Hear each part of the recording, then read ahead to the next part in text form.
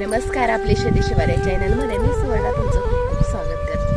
तर कसे आहात, मजेत ना? तर आज सकाळची कामं काय काय, शेतकरी कुटुंबात सकाळची कामं किंवा मॉर्निंग रुटीन काय असतं हे सगळं मी दाखवणार आहे. तर मग चला व्हिडिओला सुरुवात करू आणि तुम्ही व्हिडिओचा आनंद घ्या. व्हिडिओ शेवटपर्यंत पहा. तर मग चला लेट्स स्टार्ट.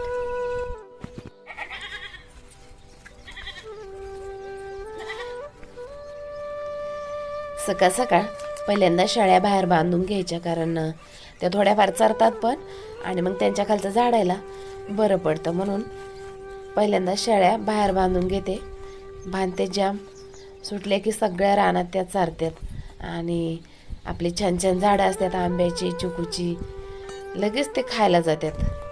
आणि आता मी गाईचं झाडून घेते, कारण गाईची पहिली स्वच्छता आणि मग धार आणि पहिलं गोठ्यातलं आता मी झाडून घेते, कारण गाईची स्वच्छता करायची आणि त्यानंतरच बाकी सगळं असतं आमचं. गोठ्यातलं काम आवरायला जवळजवळ मला 1 तास तर नक्कीच जातो सकाळचा. त्याच्यामुळं मी थोडीशी लवकरच उठते, कारण उशिरा उठलो की सगळं कामाचा बोऱ्याच होतो आणि मग कधी कधी घरातलं काम उरकूनही शेतात पण जायचं असतं. त्याच्यामुळं थोडंसं मी लवकरच उठते, 5:30ला उठते.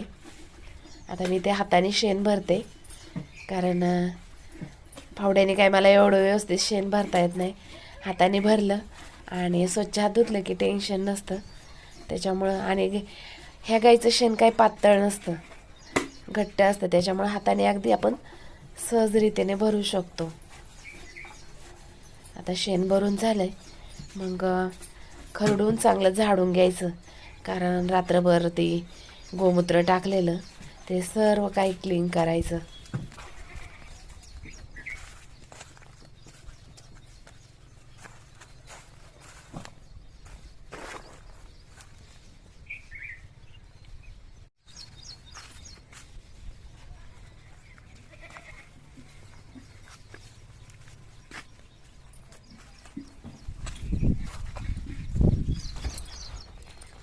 गाई खाली जरा ओलसर दिसतं, पण खरडून झाडून घेतलं की ते सुकतं, नाही तर मग ते तसंच ओलं राहतं. आणि गाईसारखंच तिचं गोमूत्र किंवा शेण सारखंच पडतं, त्याच्यामुळं घाण होतं. तुम्हाला वाटत असेल की मी गोठ्याची स्वच्छता ठेवत नाही, पण भरपूर प्रमाणात मी स्वच्छता ठेवते, कारण मलाच आवडत नाही की माझी गाई घाणीत राहिलेली मला अजिबात आवडत नाही. आता नंदी खाली थोडासा मी कोबा केला आहे, कच्चाच कोबा आहे, कारण त्याला बसता यावं आणि त्याच्यावरती आम्ही कागद टाकतो, मग ते छानपैकी बसतो रात्रभर. आणि पुन्हा तो कागद दिवसभर उन्हाला टाकायचा, मग तो सुकतो. पुन्हा त्याच्या खाली तो कागद रात्रीचा टाकून द्यायचा, जेणेकरून त्याला असं कोरडं वाटेल. आता इथे माझं घोट्यातलं काम उरकत आलं आहे. आता शेळ्यांचं झाडून घ्यायचं, कारण शेळ्यांचंही झाडून घेणं गरजेचं असतं रोजच्या रोज. पण शेळ्याचं एकच टाईम झाडून घेते, तसं गाईचं 2 वेळा झाडून घ्यावं लागतं, कारण आपल्याला धार पण काढायची असते, त्याच्यामुळं 2दा मी झाडून घेते गाई खालचं. जिथं कुठे मशीन ठेवतो तिथंच आम्ही शेळ्या बांधतो, कारण शेळीचं काही नियोजन नव्हतं.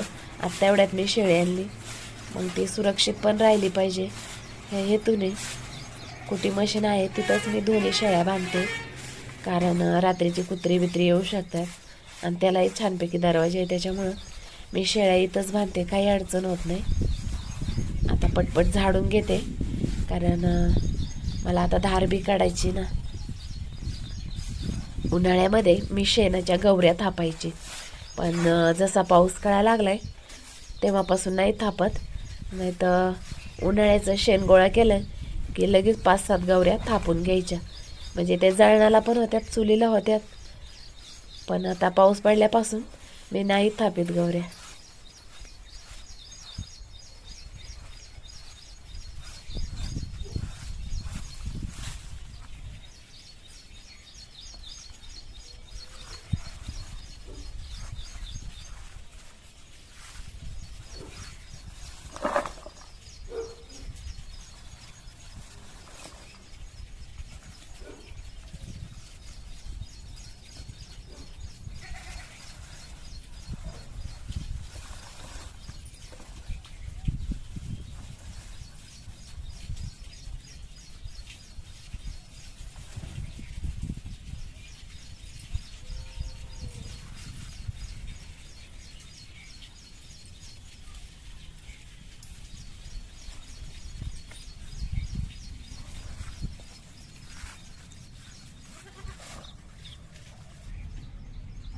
की जातात ना सडक यायला.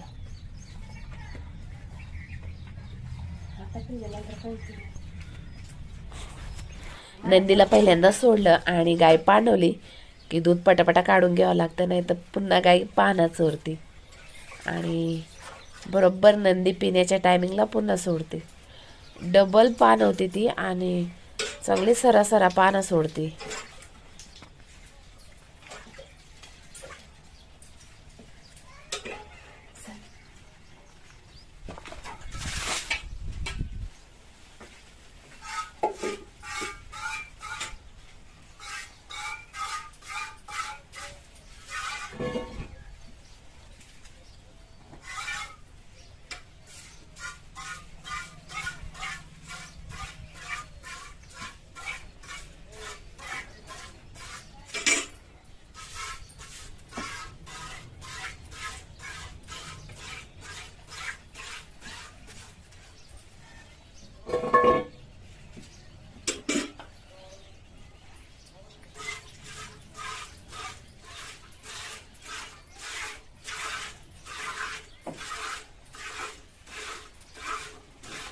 दाखवतोय ना.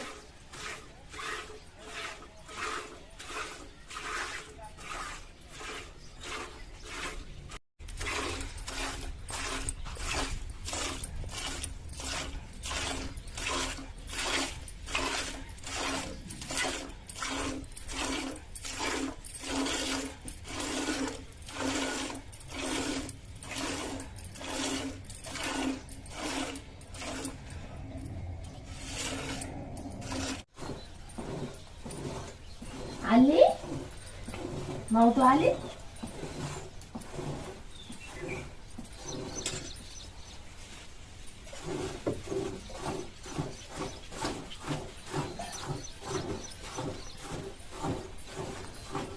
थांबा माऊ, थोडं थांब.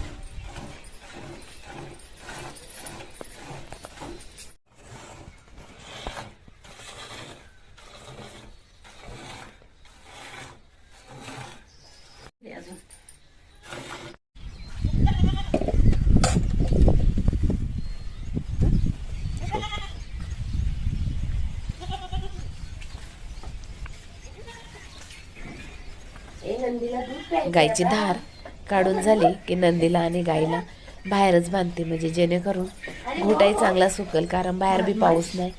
पाऊस असल्या मग मात्र आतच बांधावं लागतं दिवसभर. पण आज पाऊस नाही आहे.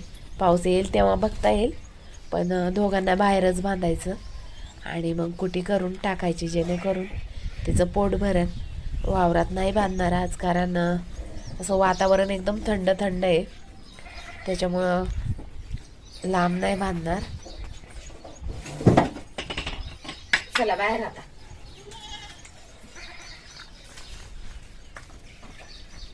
चल या चल.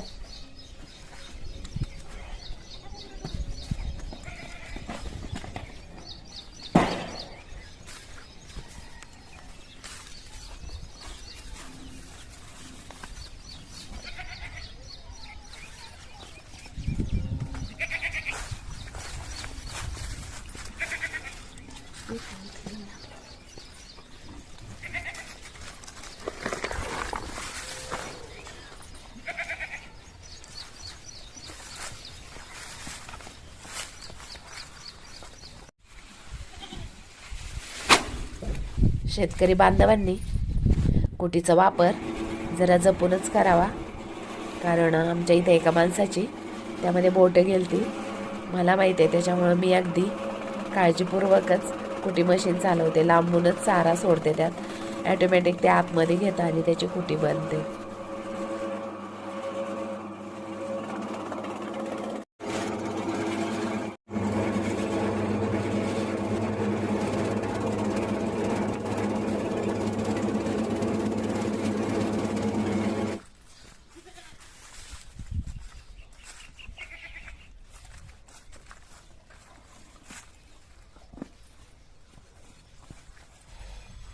नंदी पण आता खायला लागलाय थोडं थोडं, त्याच्यामुळे त्याच्या मोहर ठेवायचं. खातो तो लागेल तेव्हा. बघा शेळी खाते आणि करडूही खाते, गाई खायला लागली. आता यांचा चारा पाणी झालाय, पाणी काय पित नाही. बघा वातावरण कसं आहे, घडीत पाऊस येतो आणि एवढं गारट्याचं वातावरण आहे. ह्या गारट्याच्या वातावरणात गुराजीवात पाणी पित नाही. आता ह्यांना दुपारशिवाय काय बघायचंच नाही, आता घरातलं काम बघायचं. आता दूध पॅकिंग करून ठेवते आणि उरलेलं दूध आपल्यासाठी त्याचा चहा बनवतो किंवा तापून ठेवायचं, कोणी खातं. पहिलं त्यांचं दूध पॅकिंग करून साईडला ठेवून दिलं की मग भांडी घासायलाही बरं पडतं.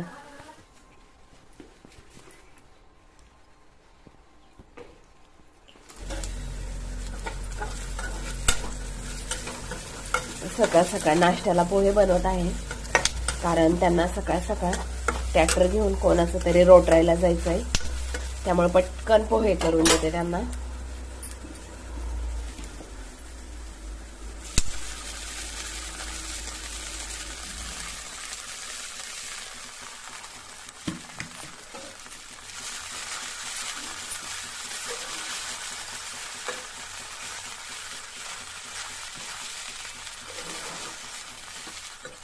माझा अथर्वही MSCITच्या क्लासला गेलेला आहे. तो नुकताच CBSE बोर्डातून 10वी पास झालेला आहे. तोही येईल, त्यामुळं मी दोघांनाही नाश्ता करते, जेणेकरून दोघंही सकाळ सकाळ नाश्ता करते. तुम्हाला आता खिडकीतून थोडंसं गावाकडचं वातावरण दाखवते. बघा कसं अजून सूर्य उगवला नाही, पण वातावरण एकदम प्रसन्न सुंदर आहे.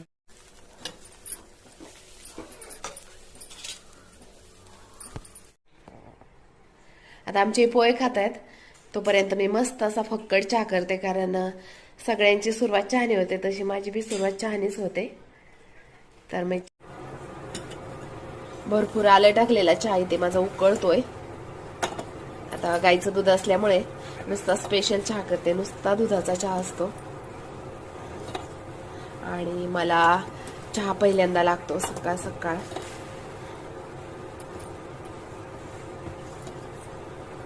आता मी दोघेही संगत चहा घेणार आहे. बघा स्वयंपाक झालाय माझा, बाजरीच्या भाकरी केल्यात, आम्ही बाजरीच खातो. आणि